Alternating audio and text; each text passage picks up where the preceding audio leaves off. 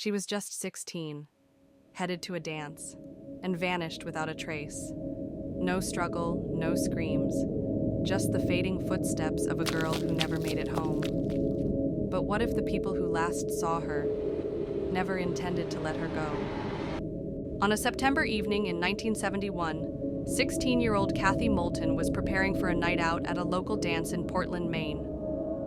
She left her home with simple plans: pick up some essentials like pantyhose and toothpaste, then meet friends later that night. After stopping at a music shop on Forest Avenue to visit a friend, Kathy was last seen walking home, just a mile and a half away.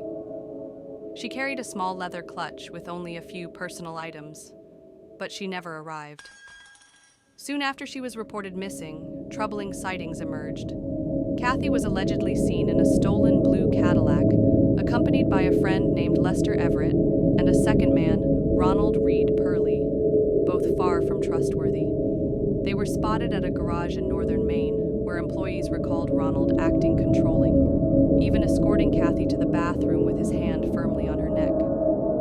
Kathy and Lester later appeared on a farm in rural Aroostook County, working in the potato fields. Witnesses say Kathy was desperate to leave, often crying and pleading to go home. But Lester wouldn't let her. On September 29th, while others gathered around a bonfire, Lester took Kathy for a ride.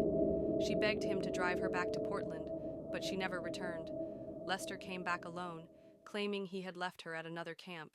In reality, he had dropped Kathy off at a residence on a nearby Canadian reservation with Ronald. He left Maine shortly after and passed away in the mid-1980s. Ronald, a convicted rapist, has remained silent.